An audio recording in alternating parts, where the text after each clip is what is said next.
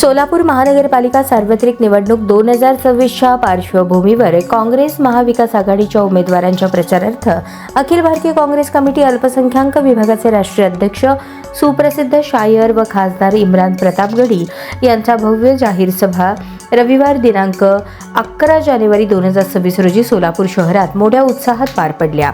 या प्रचार सभांना माजी केंद्रीय गृहमंत्री सुशीलकुमार शिंदे, खासदार प्रणिती शिंदे यांच्यासह काँग्रेसचे मान्यवर नेते, पदाधिकारी आणि कार्यकर्ते मोठ्या संख्येने उपस्थित होते। सदर जाहीर सभा 2 ठिकाणी आयोजित करण्यात आली होती। सायंकाळी जिंदाशहा मदार चौक, बादशाहपेठ तसेच ताशकंद चौक, शास्त्रीनगर येथे या सभांना नागरिकांचा उत्स्फूर्त प्रतिसाद मिळाला।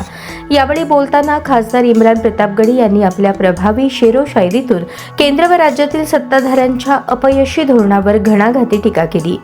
कहा सोया है चौकीदार, गॅस सिलेंडर की किंमत 1000 के पार हा सध्याच्या महागाईवर भाष्य करणारा नज्म सादर करताच उपस्थित जनसमुदायाने जोरदार टाळ्यांच्या गजरात प्रतिसाद दिला। महागाई, बेरोजगारी, गॅस सिलेंडर दरवाढ, सर्वसामान्यांचे प्रश्न तसेच सोलापूर शहराच्या रखडलेल्या विकास कामांवर त्यांनी सत्ताधाऱ्यांना धारेवर धरले। काँग्रेस व महाविकास आघाडीत सोलापूरच्या सर्वांगीण विकासासाठी कटिबद्ध असल्याचे त्यांनी ठामपणे सांगितले।